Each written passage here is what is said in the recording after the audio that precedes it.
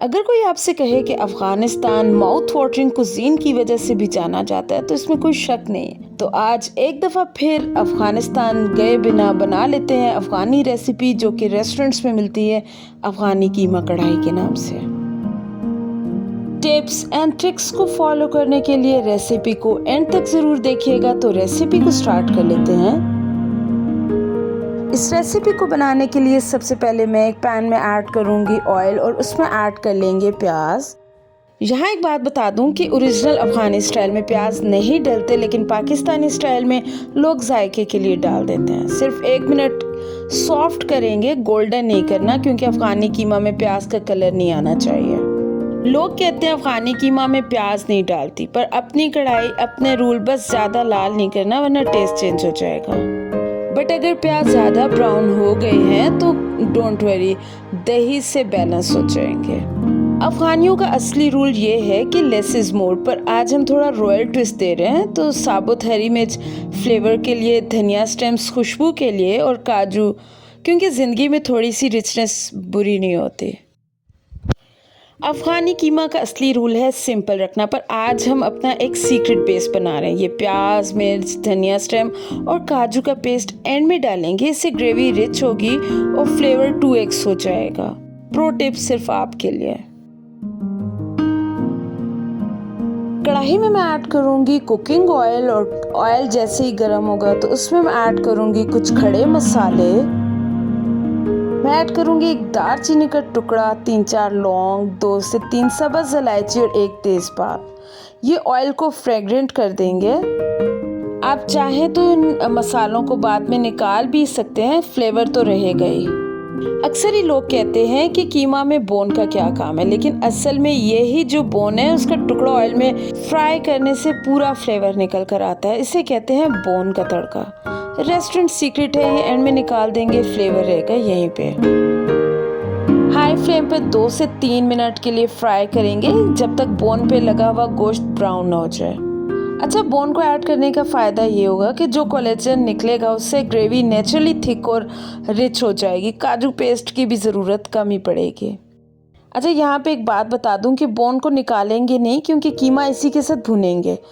Bone से जो fat और मैरो निकलेगा वो पूरे कीमा में मिक्स हो जाएगा और जायका 10x कर देगा। असली काम तो अब शुरू है। बोन का फ्लेवर, साबुत मसालों की खुशबू और कीमा। आपको हिलाना नहीं है। 8 से 10 मिनट सिर्फ भुनाई होगी। यही स्टेप डिसाइड करेगा कि कीमा दानेदार बनेगा या फिर हलवा।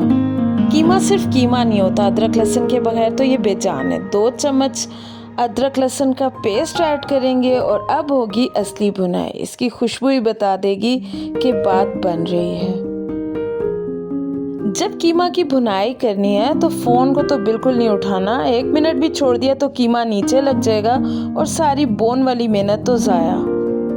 अच्छा, बहुत लोगों का क्वेश्चन ये होता है कि कीमा सख्त रह जाता है। सीक्रेट ये है कि हल्का सा पानी का छींटा देके 5 to 10 मिनट्स के दम लगा दो, कीमा गल भी जाएगा और दाना दाना भी रह जाएगा। ये है ढाबा स्टाइल ट्रिक। अच्छा, अगर पानी गलती से ज़्यादा डल जाए तो ढक्कन को हटा के फुल फ्लेम पर सुखा देंगे। अफगानी कीमा में शोरबा नहीं होता। एक्चुअली तो दम का ये जो भाप है, इसी में छुपा है सारा जायका। अच्छा, वो जो प्याज, काजू, धनिया स्टेम और हरी मिर्च वाला पेस्ट बनाया था जो साइड में रख दिया था, अब डाल देंगे। 3 to 4 टेबलस्पून होगा शायद। पेस्ट को ऐड कर लेने के बाद बस इतना भुनेंगे कि कच्चापन चला जाए और पेस्ट का रंग हल्का चेंज हो जाए। ज़्यादा नहीं सुखाना वरना ग्रेवी नहीं बनेगी। इस पेस्ट को ऐड कर लेने के बाद जो फ्लेम है वो बिल्कुल हल्की कर देनी है, क्योंकि काजू है तो फुल फ्लेम पर फ़ौरन लग जाएंगे और सारा सीन ख़राब हो जाएगा। अफगानी कीमा का रूल है कम मसाला ज़्यादा फ्लेवर, पर हमने बोन, काजू पेस्ट सब डाल दिया है। अब इसको बैलेंस करने के लिए मसाला भी सोच समझ के ऐड करेंगे। मैंने इसमें ऐड किया है पेपर पाउडर, क्योंकि अफगानी खानों का मेन कैरेक्टर पेपर पाउडर ही है। आप इसमें कुटी हुई लाल मिर्च का भी इस्तेमाल कर सकते हैं हल्की सी हीट के लिए। टर्मरिक बिल्कुल भी ऐड नहीं करनी, क्योंकि अगर डाल दी तो कमेंट्स में लोग लिखेंगे कि ये तो आलू कीमा बन गया।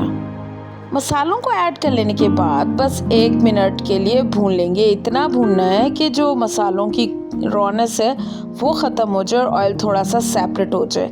ज़्यादा भुना तो काजू जल जाएगा। हाँ जी, दही का टाइम आ गया। यही है जो सारे गुनाह धोने वाला है। बोन, काजू, साबुत मसाले सबको एक करके अफ़गानी बनाएगा यही दही।